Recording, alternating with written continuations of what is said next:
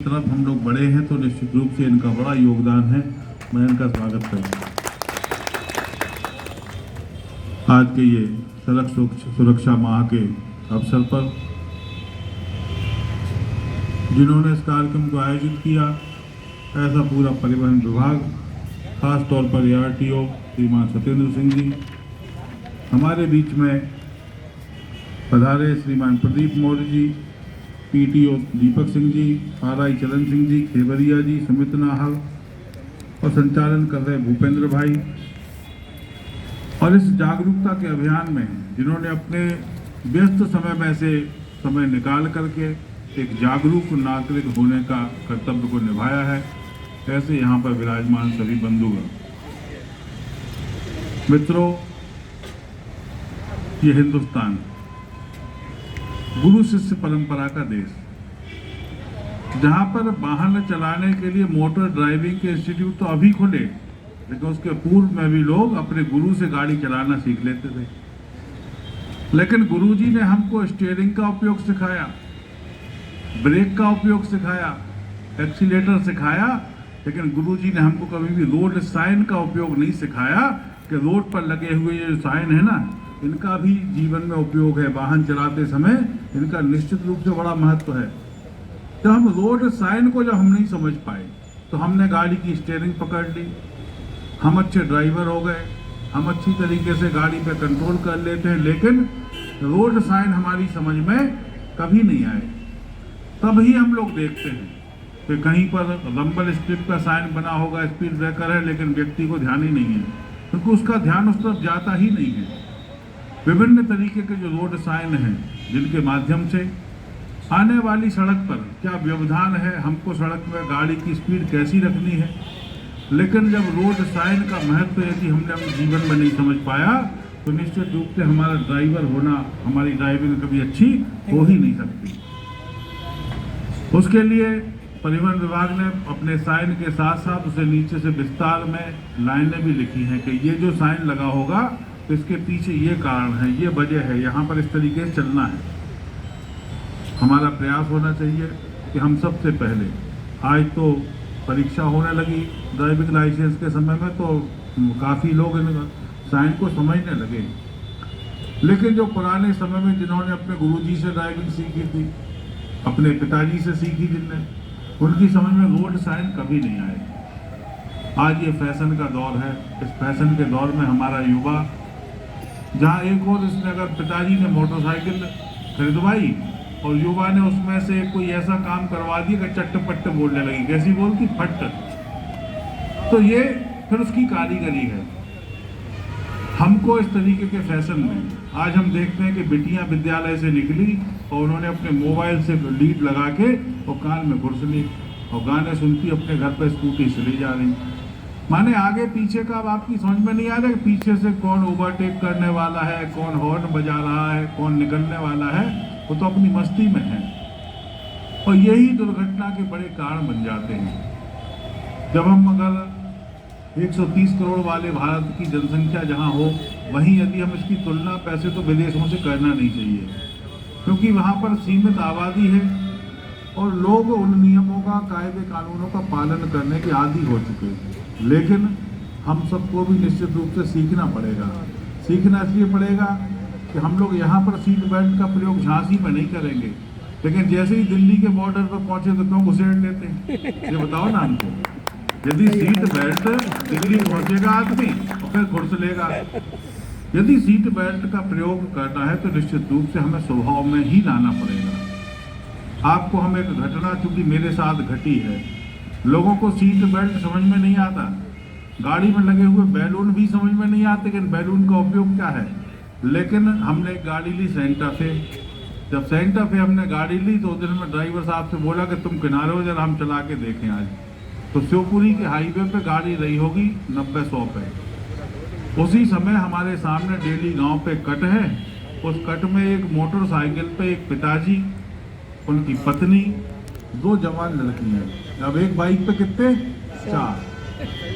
और उनने जा करके साहब, हमने जैसे ही हॉर्न बजाया और उसने हड़बड़ा करके गाड़ी बीच रोड पर पटक दी। जब उसने गाड़ी पटक दी, अब आप सोचो ड्राइवर क्या करेगा। कि जहाँ पर 4 लोग सामने पड़े हो मोटरसाइकिल से गिर के, तो आखिर में हम जो कर सकते थे हमने वो किया, हमने अपनी गाड़ी डिवाइडर पे चढ़ा दी और डिवाइडर पे चढ़ के उस पार गिरी गाड़ी, उस पार गिर के उस दिन गाड़ी के सबरे तो बैलून खुल गए। तो हमें बैलून का महत्व समझ में आया।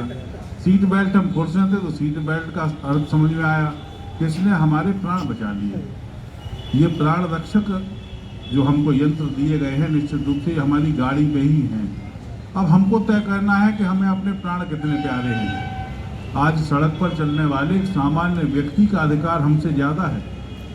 जो पैदल चलने वाला व्यक्ति है उसका अधिकार वाहन चलाने वाले से ज़्यादा है।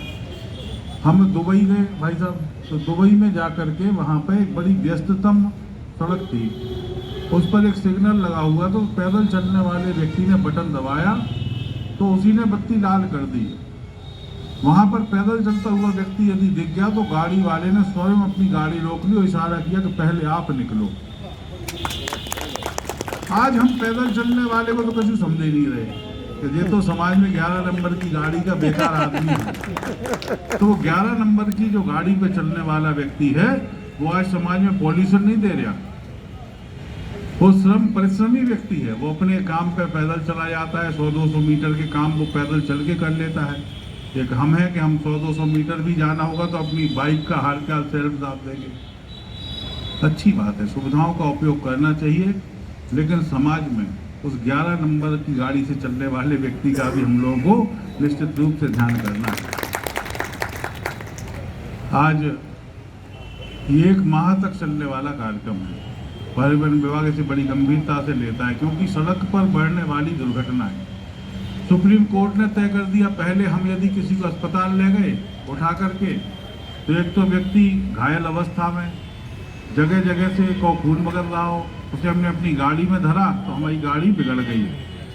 तो गाड़ी बिगड़ने से ज़्यादा चिंता लोगों की होती थी कि हम वहाँ पर लेकर के जाएंगे तो हमसे पूछताछ होगी, हमसे फार्म भरवाया जाएगा, जब तक ये परिजन नहीं आ जाएंगे हमें यहाँ पर इसकी चिंता करनी पड़ेगी।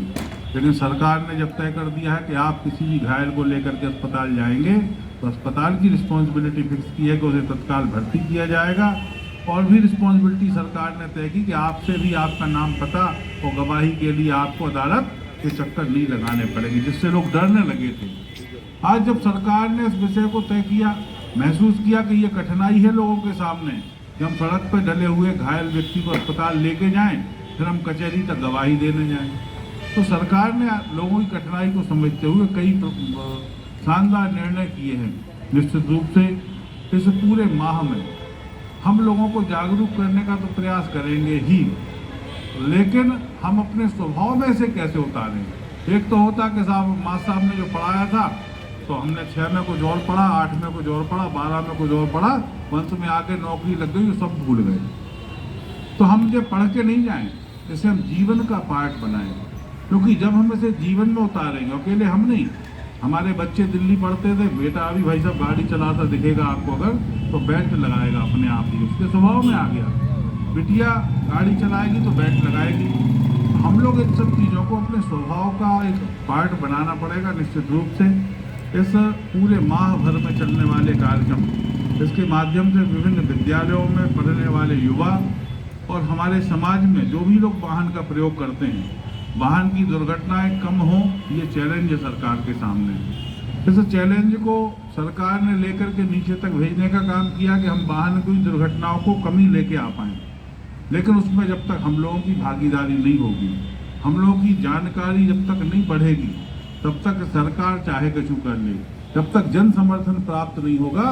प्रधानमंत्री मोदी जी स्वच्छता अभियान लेके आए थे, शुरू में हमें लगता था कि झाड़ू पकड़ा दी नेताओं को, लेकिन बाद में जब स्वच्छता का परिणाम सामने आया, आज पश्चिम से माननीय मुख्यमंत्री जी ने स्वच्छता का जो अभियान का संकल्प लिया योगी जी ने, तो इंसेफेलाइटिस नाम की एक बीमारी थी जो हर बार विधानसभा में हल्ला होता था, इंसेफेलाइटिस से इतने बच्चे खत्म हो गए पश्चिमी पूर्वी उत्तर प्रदेश में।